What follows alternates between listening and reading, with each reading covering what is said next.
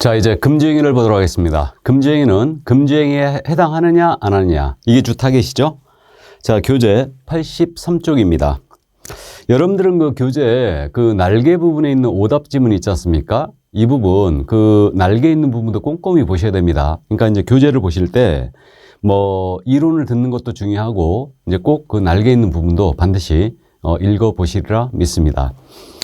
자, 그러면 그 교재 지금 83쪽입니다. 금지행위 개괄적인 사항이 지금 쭉 그 그림으로 지금 그려져 있는데, 금지행위를 우리 법 제 33조에 두고 있는데 잠깐 그 금지행위 구조를 잠깐 보겠습니다. 지금 우리 법 33조 1항이거든요. 33조 1항에서는 개업공사 등의 금지행위라고 규정이 되어 있어요. 그래서 개공 등의 금지행위. 그럼 개공 등이란 말은 아시죠? 개공 등이란 말은 개공, 소공, 보조원, 임원사원들, 그러니까 중기업 종사자 전체, 이들이 개공 등이죠. 이들에게 적용되는 금지행위가 있어요. 이게 우리 법 33조 제1항입니다. 그래가지고 9가지가 나열되어 있어요. 그럼 33조 1항의 금지행위는 일반인 무등록 중기업을 하는 자에게는 적용되지 않습니다. 중기업 종사자한테만 적용이 되는 거예요. 자, 근데 33조 제2항이 있거든요. 이거는 제가 제목을 개업공사 등에 대한 금지행위로 붙여놨어요. 그래서 이거는 누구든지 시세에 부당한 영향을 줄 목적으로 개업공사 등의 업무를 방해해서는 안 된다 그랬어요. 그러니까 이거는 개공 등에 대한 금지행위예요. 그래서 우리 법 33조 제2항입니다. 이렇게 돼 있죠. 그러니까 이거는 결국은 일반인 등한테도 이제 적용이 되는 금지행위가 된 겁니다. 그리고 금지행위는요, 제재를 반드시 기억해야 됩니다. 제재를. 그래서 이제 금지행위에 우리 개공이 33조 제1항에 금지행위를 했잖아요. 그러면 이때는 그 등록을 취소당할 수 있어요. 그러면 33조 제1항을 소공이 위반했죠. 그럼 소공은 자격정지를 먹을 수 있어요. 그러니까 결국은 33조 1항에 대한 제재죠. 그러니까 33조 제1항의 제재는 개공은 걸리면 일단은 임의적 등록 취소고, 소공은 자격정지예요. 이와 동시에 형벌도 나갈 수 있어요. 이걸 병과라고 하는데, 그 1호에서부터 4호까지는 1년 이하의 적도는 1,000만 원 이하 벌금에 처하고, 5호서부터 9호까지, 5번서부터 9번까지는 3년 이하의 적도는 3,000만 원의 벌금에 처하게 됩니다. 이게. 그래서 이제 이걸 두음자 따서 암기하는 이유가 이 제재 때문에 그래요. 그래서 나중에 이제 쭉 따서 암기를 할 겁니다. 일단은. 그래서 그 33조 제1항에서부터 4호까지가 이게 뭐냐면 중개대상물에 대한 매매업, 무등록 중개업을 한 자와 거래, 그다음에 보수 초과행위, 거짓된 행위로 의뢰인의 판단 지시 가능해요. 이게 매무수거예요. 이게 바로 1호서부터 4호까지입니다. 요거. 그래서 이때는 개공 위반하면 임취의 1-1 이렇게 되고, 여기 5호서부터 9호까지 있죠. 이거는 뭐냐면 이거는 증서 중개 매매업 했을 때, 그다음에 직접 거래 쌍방대를 했을 때, 투기 조장을 했을 때, 시세 교란 행위를 했을 때, 단체 구성하여 중개 제한 행위를 했을 때, 증직 투시단이에요. 그래서 이제 두음자 암기표에 나중에 그렇게 나갈 겁니다. 그래서 여기에 걸리면 이때는 등록을 추상할 수 있고 3-3이에요. 이건 부동산 걸세 문란의 우려가 있기 때문에 증직 투시단은 3년의 3채입니다. 그러니까 형벌 때문에 이 부분이 두음자 따서 암기하는 거예요. 그래서 이렇게 이제 암기해 주시고, 소공은 물론 여기에 걸리면 자격 정지입니다. 이게. 자, 그래서 이제 이런 제재가 있다는 거 이해를 꼭 해 두시고요. 그럼 이제 첫 번째, 개공 등의 금지행위로서 매매업을 보도록 합니다. 자, 그럼 매매업에 대한 부분인데, 그 매매업에 대한 부분은 교재 지금 84쪽에 등장하고 있습니다. 중개사물의 매매를 업으로 하는 행위. 자, 이게 이제 첫 번째 금지인데, 중개대상물 매매업해야 되잖아요. 이게 매매를 업으로 해야 돼요. 그럼 업이라는 것은 계속 반복성을 띠면서 불특정 다수를 상대로 영리성 있는 행위라는 거죠. 그러니까 중개대상물에 대해서 사고 팔고 업으로 하면 안 된다는 얘기예요. 그럼 중개사물이 아니거든요. 자동차 매매업은 금지행위가 아니죠. 그리고 매매를 업으로 해야 되니까 임대업은 금지되는 행위가 아니에요. 그러나 법인은 임대업 못합니다. 겸업에 안 들어가 있죠. 그죠? 그렇게 되고요. 그래서 요거는 금지행위는 일단 아니에요. 이거는. 그래서 매매업이 금지가 돼 있죠. 이게 그래서 우리는 중개를 업으로 하는 자들이 있기 때문에 매매업을 전면 차단시켰죠. 이걸 허용하게 되면 알고 있는 정보를 이용해서 부당한 이익을 꾀하고 부동산 투기를 조장할 우려가 있더라고요. 그래서 차단시켰습니다. 그래서 매매업은 전면 금지예요. 일단. 자, 그러면 갑으로부터 부동산을 사서 을한테 팔아치우고 정한테 사서 병한테 팔아치우고 이거 안 된다는 얘기입니다. 이거. 그래서 사고 팔고 업으로 하면 안 돼요. 그런데 여기서 내용을 깊이 들어가 볼까요? 직접 거래라는 게 있거든요. 의뢰인과 직접 거래 우리 금지 다 돼 있어요. 그러면 의뢰인과 1회 매매했거나 여러 차례 매매를 했다. 그럼 이것은 직접 거래 걸리는 거죠. 직접 거래는 3-3이에요. 그러니까 개공 등이 거래한 상대방이 만약에 갑을, 병, 정 중에 의뢰인이 단 한 명이라도 있었잖아요. 매매업을 하면서. 그럼 이때는 직접 거래 처벌된다는 얘기죠. 직접 거래로. 센 걸로 맞아요. 그래서 의뢰인과 1회 매매는 이때 직접 거래가 갑니다. 그럼 이렇게 되네요. 의뢰인자와 1회 매매를 했다. 그럼 이건 직접 거래예요. 근데 의뢰인이 아닌 자와 1회 매매를 했어요. 그럼 이건 금지행위가 아니죠. 그죠? 자, 근데 의뢰인인 자와 수차에 걸친 매매했어요. 그럼 이것도 직접 거래죠. 그죠? 그런데 의뢰인이 아닌 자와 수차에 걸친 매매했습니다. 그럼 이게 뭐예요? 이게 매매업이죠. 이해되시죠? 자, 그래서 첫 번째 금지행위 매매업이 전면 차단되어 있다. 다음 두 번째 금지행위 무등록 중개업자와 거래요. 이건 법문만 충실히 하면 돼요. 무등록 중개업을 하는 자인 사실을 알면서 이자를 통하여 중개 의뢰를 받거나 그에게 자신의 명의를 이용케 하는 행위예요. 명의를 이용케 하는 행위. 이게 두 번째 금지행위입니다. 그래서 포인트는 바로 이건데 무등록업자임을 알면서 그를 통하여 중개를 받거나 그에게 명의를 이용케 했다. 그러면 이거잖아요. 중개 대상으로 우리 개공이 소개를 받는 거죠. 이 과정에 무등록업자를 통하면 안 된다는 얘기죠. 의뢰받는 순간 이건 금지행위예요. 그러니까 이 물건에 대한 거래 성사 여부는 따지지 않아요. 거래했던 안 했던 우리는 행위를 금지하기 때문에 이건 전부 다 금지행위입니다. 그래서 무등록자를 통하여 의뢰받는 순간 이건 금지이고 이자의 업무 활동을 도와주지 말라 이런 취지로 해야 되고 이자에게 명의를 이용케 했다. 이 행위는 이거죠. 갑을 간의 거래를 무등록업자가 소개합니다.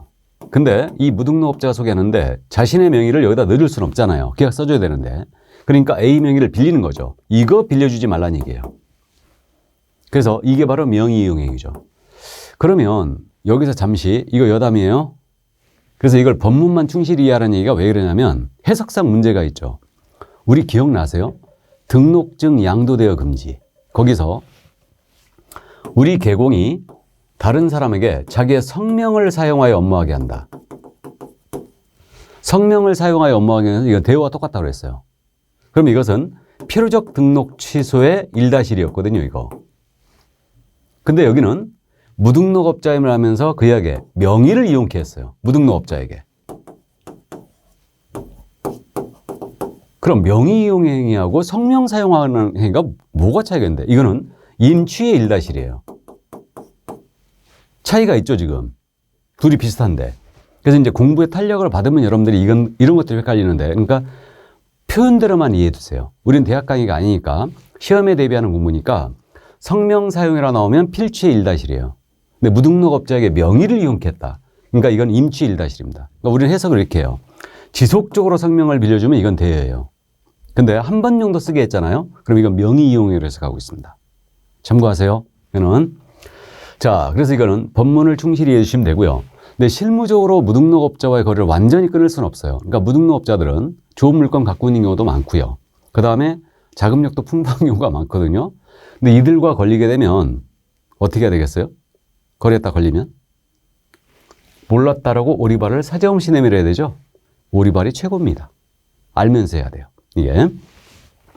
자, 그래서 이제 두 번째 금지행위를 받고, 자, 그러면 이제 세 번째 금지행위로 합니다. 보수초과. 이거는 이 보수 초과형에 대해서는 제가 지금 이거는 주로 이제 판례만 정리를 했거든요. 판례만 정리했는데 이 부분이 이제 우리 교재에는 지금 그 판례하고 간략하게 지금 정리는 돼 있거든요. 그래서 이 판례 들어두십니다. 그러면 사례 증여 어떠한 명목으로도 중개보수 또는 실비를 초과받으면 안 돼요. 그러니까 이걸 제목을 이제 보수초과로 붙이는 겁니다. 보수초과인데 그러면 개업공사가 부동산의 거래를 중개하는 사례비나 수고비 등의 명목으로 받았다. 그러면 고마워서 받았던 증여로 받았던 어쨌든 재산적 가치가 있는 일체의 것을 더 받으면 모두 이건 보수초과예요. 이게 그래서 현금으로 더 받은 경우는 똑 떨어지는 보수초과고 현금으로 더 받지 않았지만 백화점 상품권 받았다, 보석 받았다, 자동차 받았다 모두 해당됩니다. 이게 그리고 제가 아는 그 친구는요, 그 초등학교 동창 여자아이가 있는데 걔는 보석을 받은 적이 있어요. 손님한테 고맙다고. 그래갖고 어쨌든 뭐 그 손님이 흑심이 있었던 걸로 이해가 되는데 어쨌든 그런 경우들이 있죠. 그래도 이건 다 보수초과입니다. 그래서 손님이 우리를 통해서 돈을 땄어요. 그러면 저라도 살해할 것 같은데, 그죠? 근데 우리는 한 피라도 더 받으면 바로 1년 이하의 징역입니다. 그러니까 결국은 우리 전통적으로 내려오는 고유한 미풍낭서, 우리네 인정을 아주 침해하는 못된 규정입니다, 이거. 고마워서 주는데 어쩌라고. 너무 안 받는 것도 실례죠. 그죠? 자, 그래서 어쨌든 사례 증여 명목 어떤 물문하고 받으면 안 된다. 자, 그럼 두 번째 이거 판례는 그겁니다. 이게 이제 당좌수표 사건에서 했던 얘기인데 보수초과를 금지하는 근본 취지는 한도를 초과하는 금품을 취득함에 있는 것이다. 이게 그러니까 결국은 중개의뢰인의 손해를 입든 안 입든 이거는 보수초과가 걸린다. 이렇게 이제 해석을 했는데 당좌수표 사건이 이제 3번 판례와 같이 연결되거든요. 그럼 이거는 이제 사례를 소개하면 그렇게 된 사건이었죠. 우리 개업공사가 당좌수표로다가 중개보수를 받은 거예요. 그러니까 이제 그 사업하시는 분들이 당좌 대벌 계약을 해갖고 가계수표라는 걸 발행해요. 그래가지고 이 당좌수표로 이제 보수를 받았는데 이 액면 금액이 법정 한도를 초과하는 금액이었어요. 좋다고 받았거든요. 그럼 이걸 은행에 가서 교환을 해야 되지 않습니까? 현금으로. 교환하러 갔는데 이게 부도 처리된 거예요. 그래갖고 이 사건에서 우리 개공이 주장을 어떻게 했냐면 부도 처리됐으니까 나는 실제로 한 푼도 못 받았다. 그러니까 보수초과가 아니다. 이걸 주장했어요. 그러니까 보수초과냐의 문제가 생겼고 또 하나는 개공이 주장하기를 중개의뢰인은 나한테 지급한 금액도 없다. 의뢰인이 손해를 입어야지만 금지행위가 성립되는 거 아니냐. 그래갖고 중개의뢰인의 손해 발생이 금지행위의 성립 요건이냐. 이게 문제가 됐던 거예요. 이 점에 우리 대법원은 어떻게 판단했냐면요. 우리 금지행위의 본질을 행위를 금지하면 목적이 있다. 그러니까 의뢰인이 손해를 입든 안 입든 아무 관련이 없다. 물론 손해 입으면 손해배상 책임도 별도로 지겠죠. 그러니까 손해배상 발생은 금지행위 성립 요건이 아니라고 했죠. 그래서 이게 이제 2번 판례 요거였고요. 그 다음에 보수초과 금지행위의 본질은 행위 자체를 목적이 있으니까 이게 그대로 당좌수표가 반환됐거나 아니면 부도 처리되었다 하더라도 보수초과임이 분명하다라고 했어요. 이거는. 그럼 당좌수표 사건은 결국은 보수초과였다는 걸로 기억해야 되죠. 그렇게 됩니다. 그래서 결국은 이 사건을 보면 개공은 진짜 운이 없는 거죠. 실은 한 푼도 못 받고 처벌만 된 거 아니에요, 지금. 그죠? 그래서 이렇게 된 겁니다. 그래서 결국은 돌려줘도 소용이 없다. 이거는. 그래서 보수초과로 처벌된 사건이었습니다. 이게. 자, 그래서 당좌수표 사건 여기까지 기억을 해 두시고요. 다음에 이제 말씀드렸듯이 분양대행은 중개 아니라고 그랬죠. 컨설팅도 중개가 아니죠. 또 권리금은 중개사물이 아니었지 않습니까? 그러면 분양대행과 관련하여 보수 받은 거 이거 초과수 아니죠. 꼭 이해해 두셔야 돼요. 그러니까 이제 이런 식의 지문들이 이렇게 되는 거죠. 장난을 치는 게 비슷하게 되는데 예를 들어서 상가에 대한 분양대행을 해주고 상가에 대한 중개보수의 한도를 초과하여 받은 행위. 이게 금지행위일까요? 분양대행이었죠? 그러니까 이런 식으로 장난을 치기 때문에 시험에서도 이거는 금지행위가 아니었습니다. 분양대행을 봐야 되죠. 이게. 자, 그 다음에 이제 계속 갑니다. 그러면 권리금은 중개사물이 아니었죠? 그럼 권리금 수수하도록 소개했어요. 이거는 중개행위에 해당하지 않고 아무리 많은 보수를 받아도 보수초과 걸 일이 없습니다. 이건 잘 아는 내용이고. 그 다음에 요 사건은 이제 이해만 해 두시는데, 요 사건, 요 판례는 우리 교재 거기에 있어요. 직접 거래에 있거든요. 토지를 택지로 조성하여 매도하여 금원을 취득하는 행위는 중개행위에 해당하지 않으므로 의뢰인과의 직접 거래를 보기 어렵고 보수초과에 해당하지도 않는다. 이 사건이 뭔 사건이었냐면, 이건 한 번도 안 물어봤으니까 택지로 조성하여 분양을 해주고 어쩌고저쩌고 나오면 이거는 무죄 사건으로 기억하세요. 무죄. 이렇게 기억하는데, 요 판례가 지금 어디 실려 있냐면요. 그 교재 있잖아요. 교재 거기 그 86쪽을 보시면 거기 맨 위에 판례 색깔 칠해진 부분이 있죠. 거기에 따라서 토지의 택지 조성 분양은 직접 거래 보수초과에 해당하지 않는다 그랬죠. 이 사건이거든요. 그러니까 이 사건이었어요. 그래서 이 사건은 지금 어떤 사건이었냐면, 이 토지가 있는데 이 토지를 갑이 샀어요. 개공이 샀습니다. 개공이 사는데 이 토지 대금을 어떻게 하기로 했냐면요. 이거 내가 분할한 포크레인들에서 택지로 조성한다. 택지로 바꾼다. 그리고 이걸 분할한다. 그리고 하나하나 분양을 한다. 그리고 분양대금이 들어오는 족족 토지대금으로 확정금을 주겠다. 소유자한테 확정금을 주고 나머지 차익은 내가 모두 갖는다 그랬어요. 이게 택지 조성 분양 사건이었거든요. 이 사건에서 두 가지가 쟁점이 됐어요. 하나는 이게 을 소유의 토지를 지금 개공이 매수했잖아요. 그럼 이게 직접 거래냐?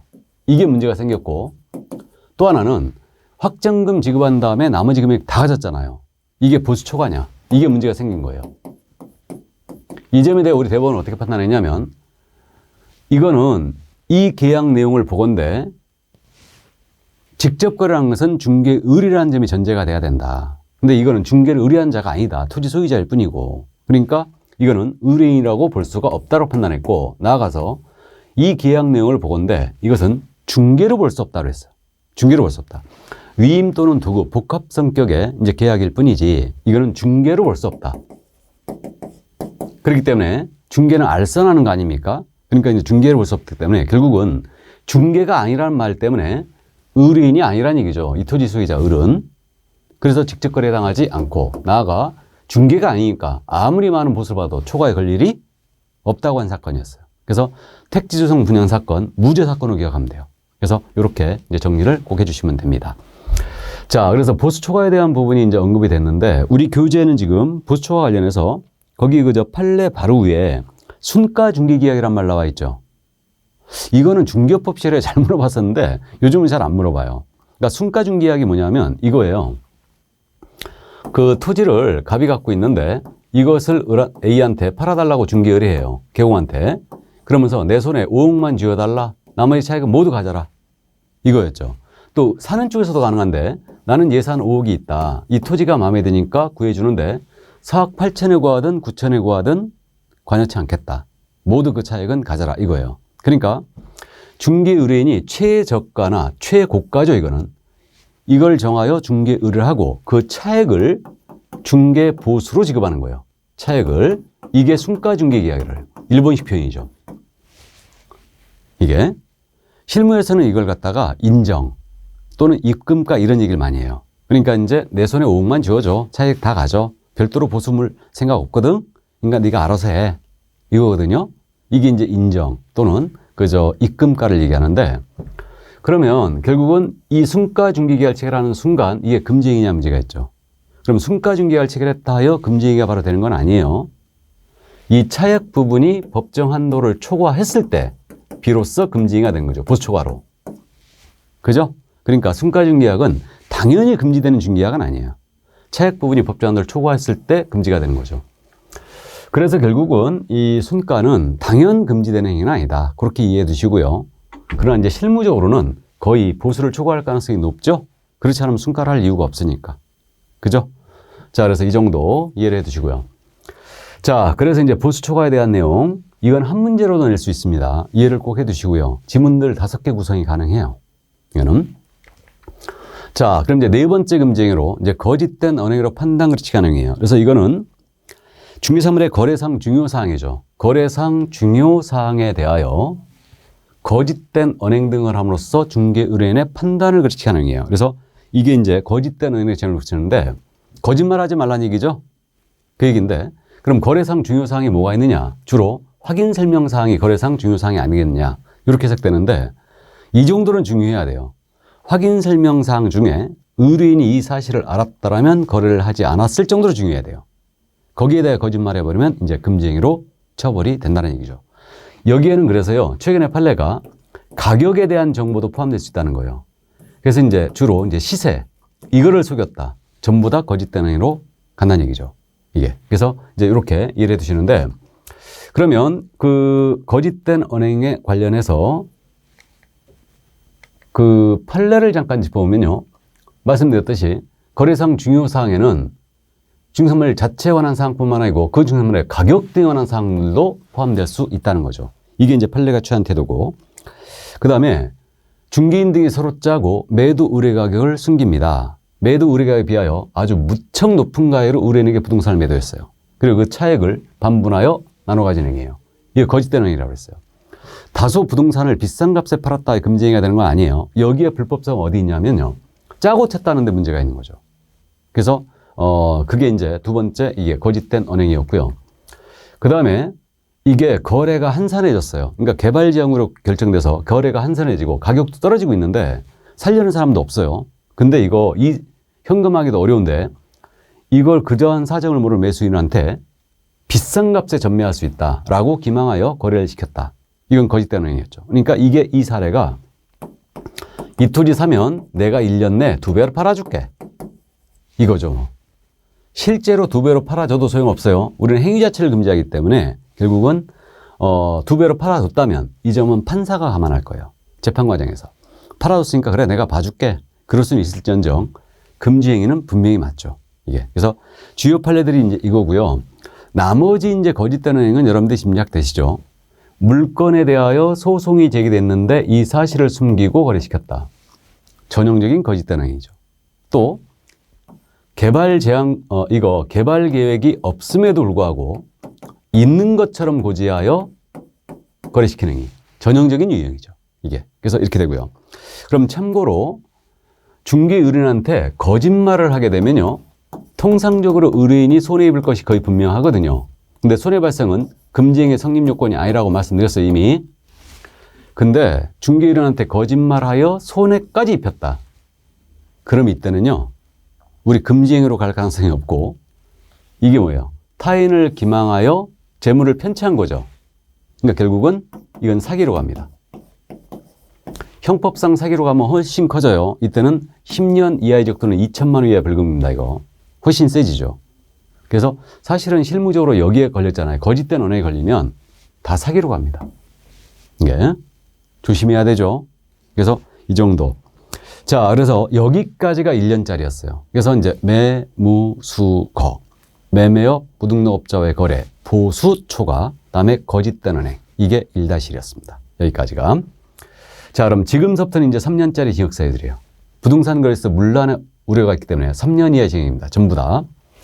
그러면 증서중개 매매업이라고 제목을 붙였는데 관계법령에서 양도, 알선 등이 금지된 부동산 분양, 임대 등과 관련있는 증서예요. 이게 양도, 알선이 금지가 된 이 증서에 대하여 중개를 해서도 안 되고 사고 팔고 매매업을 해서도 안 됩니다. 둘 다 금지죠. 중개를 해서도 안 되고 매매업을 해서도 안 된다. 그럼 중개가 뭐고 매매업이 아니까 여기서 말하는 증서가 뭐냐? 이게 포인트인데 이거는 여러분들이 공법 시간에 주택법 시간에 그거 공부하거든요. 주택 공급 질서 교란 행위. 이걸 공부해요. 여기서 나오는 것들이 이 증서라고 이해하면 돼요. 여기서 나오는 것들이. 그래서 대표적으로 입주자 저축 증서가 있죠. 이게 뭡니까? 청약 통장이에요. 청약 통장. 그다음에 주택 상환사채. 요즘 이거 보기 힘든데 주택으로 나중에 상환받을 수 있는 회사채예요. 이게 증서, 대표적인 증서고 또 무허가 건물 확인서, 철거 예정자 지위 확인서, 이주대책 대상자 지위 확인서 이런 것들이 있죠. 이거 다 증서예요. 이걸 실무에서 뭐라고 부릅니까? 이걸 딱지라고 부르는 거죠. 그러니까 결국은 딱지치기 하지 말라는 얘기예요. 이거. 그죠? 딱지는 애들이 갖고 노는 거니까. 그래서 이러한 딱지에 대해서 중개를 해서도 안 되고 매매를 해서도 안 된다. 그럼 이 얘기 아니겠습니까? 갑이 1순위 통장을 갖고 있는데 이 통장을 을한테 파는 거예요. 이 거래 소개하지 말라는 얘기죠. 나아가 이런 딱지를 사서 팔고 사서 팔고 사서 팔고 이러면 안 된다는 얘기예요. 다 금지죠. 그래서 이 정도 증서 중개 매매예요.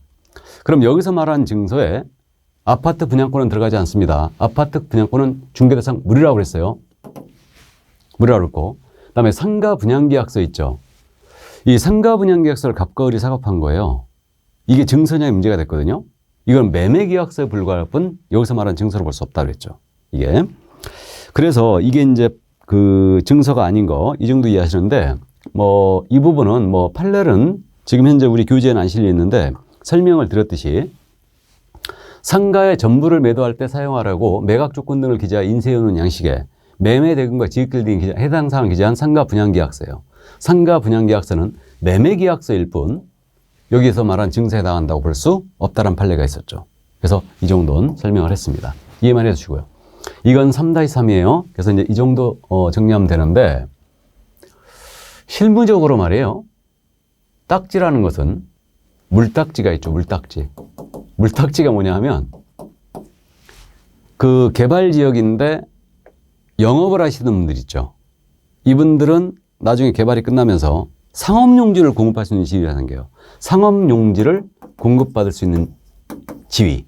이것이 바로 물딱지예요. 리스크가 크긴 한데 도로변으로 받게 되면 아주 비싼 가격에 팔 수 있죠. 그 송도에는 조개딱지라는 게 있어요. 어민보상용지죠, 이게. 조개딱지. 그러니까 어민보상용지를 조개딱지라고 그래요. 이게 그래서 이 정도 참고를 해 두시기 바랍니다. 자, 그러면 증서중개 매매했고요. 이제 6번째 금지행위.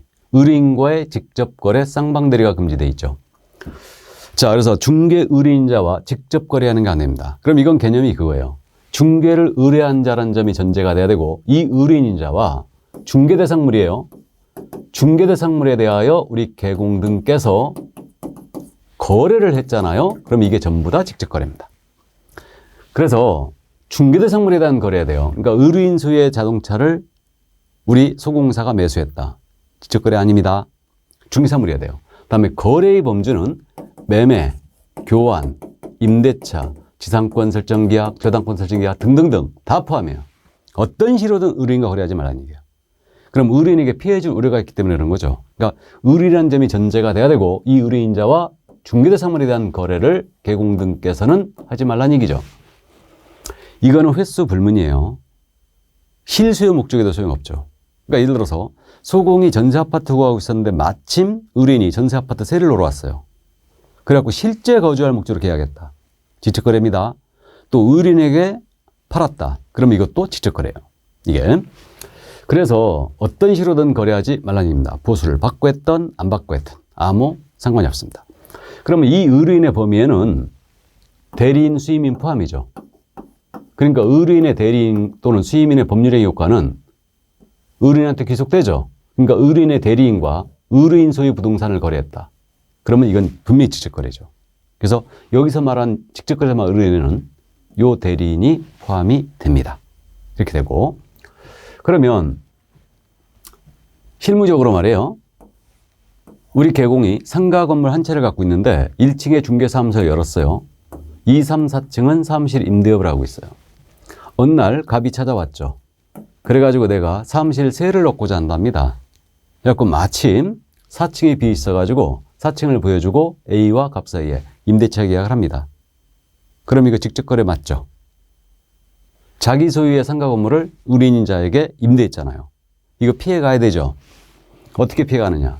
자, 옆에 B 개공이 있죠? 이자한테 가서 얻는 가서 네 의뢰인 해라 그러면 돼요. 그럼 갑은 B의 의뢰인이 됐고 A도 B의 의뢰인이 된 거죠. 그죠? 그래서 다른 개공의 소개로 부동산을 매도하고 또 다른 개공의 소개로 부동산을 매수했다. 이건 직접 거래에 해당하지 않습니다. 그래서 결국은 내 부동산을 의뢰인에게 세를 놓거나 팔거나 의뢰인 소유 부동산을 세를 얻거나 사거나 그러면 이때는 다른 개공의 도장이 필요하다는 얘기죠? 이 얘기예요. 이게. 그래서 우리는 손님만 단골이 있는 게 아니고요. 개공들끼리도 단골이 있어요. 이게. 그러니까 이제 친한 중개업소를 만들어 놓을 필요가 좀 있긴 있죠. 이게 실무적으로요, 이거 알고 오시는 분들이 있거든요. 의뢰인이 직접거래 금지되어 있다는 거. 이건 3년에 3천입니다. 엄청 세요. 그러니까 손님한테 정상적으로 브리핑 하세요. 이거 명의가 제 거로 돼 있다. 그러니까 손님하고 직접 계약을 못 한다. 그러니까 이 물건은 B가 갖고 있으니까 여기 가서 계약서를 쓰시고 B한테 보수를 주시면 됩니다. 보수 줘야 된다는 얘기 꼭 해야 돼요. 이거. 그리고 이제 여기 가서 그럼 계약서를 쓸 테니까 일로 가십시다 하고 이제 모시고 가면 돼요. 대신 B하고 미리 합의해 놔야 되죠. 내가 손님 모시고 가면 네가 계약서 좀 써라. 대신 보수는 반띵이다. 맞죠?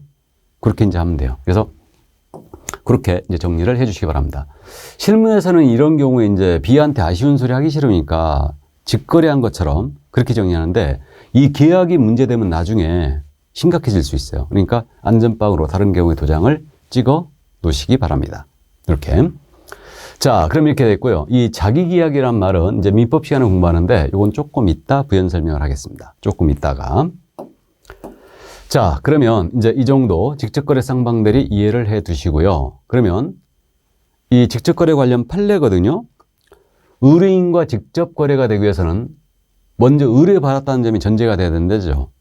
된다 그랬고, 나아가서 그 개공이 의뢰인으로부터 의뢰받은 물건의 매매, 교환, 임대차 같은 직접 거래의 상대방이 돼야 한다는 거예요. 그래야지만 이게 이제 직접 거래 개념입니다. 이게 택지 조성 분양 사건에서 했던 얘기예요. 요 얘기가. 그래서 그 1번 판례 그거였고요. 그 2번 판례 그거였고, 1번 판례는 소개했고요. 그냥 넘어갑니다.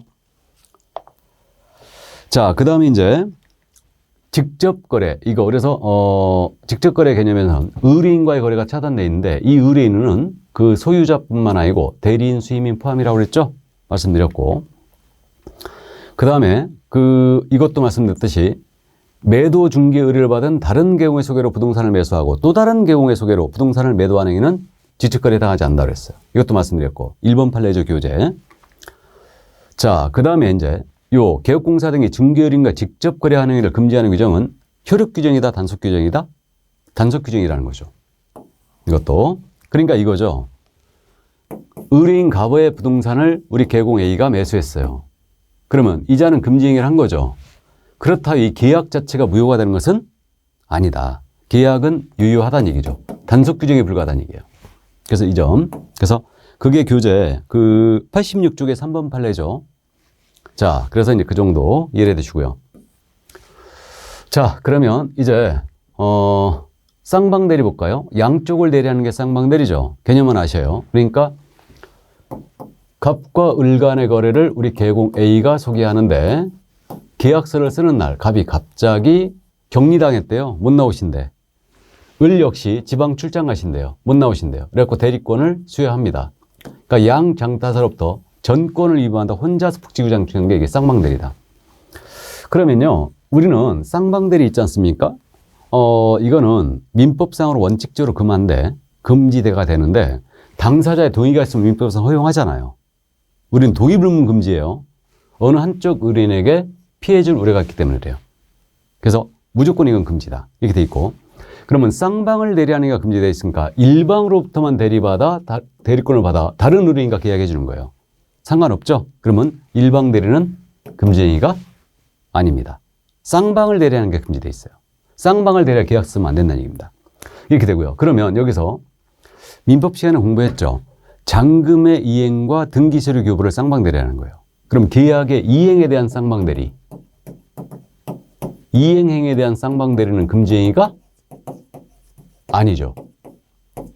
그죠? 그래서 이거는 금지 행위가 아닙니다. 허용이 돼요. 이행행에 대한 쌍방대리는 금지가 아닙니다. 그래서 이제 실무적으로 오피스나 원룸 일방대리 많이 하죠. 주인분들이 안 하는 경우가 많아요. 그래서 이제 그 정도 일방대리는 가능합니다. 그럼 민법 시간에 쌍방대리와 붙어다니는 말이 있었잖아요. 쌍방대리 자기계약 금지. 그죠? 붙어다니는 말이 있었는데. 그래서 그거 아닙니까? 자기계약은 이거잖아요. 그러니까 대리인의 신분을 가진 자가 거래 상대방의 지위까지 겸하는 거예요. 이게 자기계약이죠. 그러니까 이거 아닙니까? 갑이요, A한테 아파트 팔아달라고 중개 의뢰하면서 대리권까지도 수여하는 거예요. 그러면 A가 대리인이 됐지 않습니까? 근데 물건 보아하니까 이 물건 좋아요. 그래서 A가 사버린 거죠. 이게 바로 자기계약 아닙니까? 그러면 민법상 자기계약은 당사자의 동의가 있으면 허용돼요. 근데 우리는 동의불문 금지예요. 어디 걸렸어요? 직책거래 걸렸죠.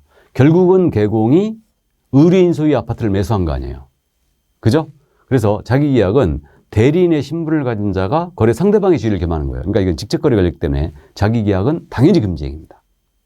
그래서 직책거래 쌍방대리 여기까지 이해를 해두시고요. 자, 그럼 이제 7번째 금지행위죠. 7번째 금지행위에서 투기주장행위예요. 그럼 투기주장은 유형이 두 가지가 있어요. 탈세를 목적으로 하는 거죠. 소유권 보존 등기, 이전 등기를 하지 아니한 부동산. 미등기 부동산이죠. 그러니까 미등기 부동산의 전매를 중개했거나 이때는 전매 중개했거나 그 다음에 또 하나 투기주장이 관계법령에서 권리의 변동이 제한된 거예요. 이러한 부동산의 전매를 중개했어요. 그럼 투기주장 두 번째가 되는 겁니다. 이게. 그럼 이때 탈세 목적 미등기 부동산 전매 중개는 이거 아니에요. 갑으로부터 을이 부동산 매수를 했는데 자기 앞으로 등기 안 합니다. 세금 내기 싫어서. 그래가지고 이걸 병한테 바로 팔아치운데 이 거래를 소개하지 말라는 얘기죠. 이게. 그럼 투기주장으로 처벌합니다. 이때 을이 갑으로부터 사기를 5억에 샀는데 팔기는 가격이 떨어지는 바람에 4억 8천에 팔았어요. 2천만 원 손해봤죠. 그럼 이자가 손해를 입게 되면 전매 차익이 없다면 투기주장 피해 가느냐? 우리 행위를 금지한다고 했어요. 이자의 전매 차익 여부는 불문입니다. 금지행위예요. 투기주장으로 처벌하고요. 그 다음에 이제 권리의 변동이 제한된 부동산이 뭐가 있을까요? 우리 전매 금지가 된 분양권 있죠. 전매 금지 기간에 걸려 있어요, 지금. 투기관리구는 분양권이 아예 전매 금지죠. 자기 앞으로 분양받으신 분이 이전 등기 해야 됩니다. 이런 분양권을 중개를 했거나 또는 이제 양도나 전대가 금지가 되어 있는 아파트 이런 것들을 팔아치웠다. 그러면 이때는 이제 중개하게 되면 투기장으로 처벌이 됩니다. 그러니까 뭐 임대 아파트 같은 경우에 있잖아요. 임대 사업자가 몰래 팔아치우는 거예요. 임대 의무 기간이 있는데 이걸 중개했다. 그럼 투기장으로 처벌해요. 그러니까 권리의 변동이 제한된 부동산이죠. 이 정도. 자, 그래서 투기주장행위 여기까지. 역시 3-3이었습니다. 이게.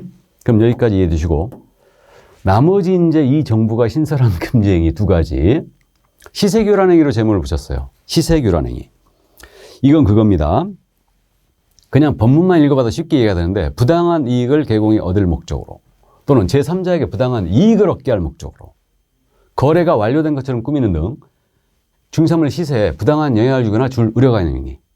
그러니까 이제 시세보다 높게 거래했다고 소문을 내는 행위라고 지금 이렇게 할 수 있는데 이거 아닙니까? 일부 지금 아파트 단지에서 그런 거 하잖아요. 이 아파트 32평형이 10억이에요. 시세가. 근데 이걸 15억으로 끌어올려야 되겠어요. 그래갖고 15억에 거래했다고 소문내는 거죠. 또는 이제 15억에 거래했다고 부동산 거래 신고해버리는 거예요. 시세를 지금 흔들고 있죠. 이거 안 된다는 얘기죠. 그래서 시세교란행위로 제목을 붙였고 그 다음 이제 9번째 금지 단체 구성 중개자인데 우리 지역별로 개공이 단체를 쭉 구성하고 있지 않습니까? 그래서 모임을 형성하고 있어요. 그래가지고 단체를 구성해서 공동망을 지금 현재 운영하고 있다고 그랬는데 이들이 특정 물건에 대한 중개를 제한하는 거예요. 자, 이 물건은 중개하지 마세요. 또는 단체 구성은 이의자와 공동 중개를 제한한다. 역시 금지이고 3년에 3천이에요. 너무 센 거 아니에요, 이거? 어쨌든 그래서 이렇게 되는데 그래서 이렇게 이제 다른 경우가 공동 중개 제한했다든가 특정 물건에 대한 중개를 제한한다. 그러면 안 된다는 얘기죠. 그러니까 이제 특히 특정 물건 중개 제한이 이거예요. 단체가 이렇게 형성돼 있잖아요. 그럼 분양 대행업자들 있죠.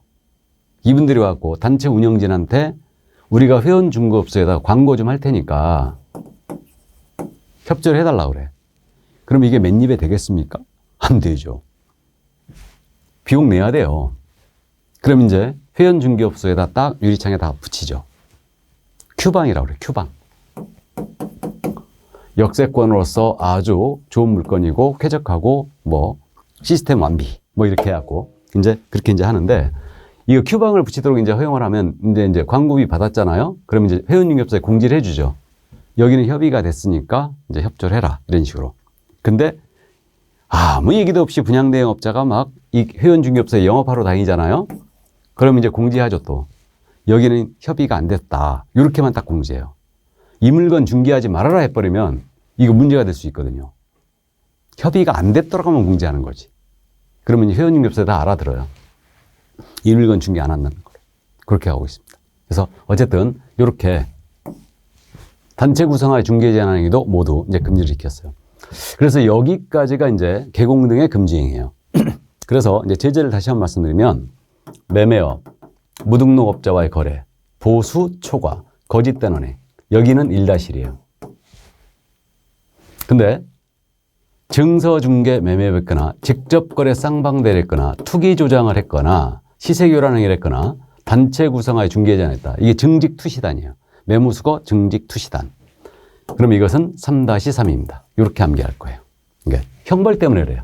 이게. 그래서 이게 개공 등의 금지행위였습니다. 여기까지가. 자, 그러면 여기까지 하고요.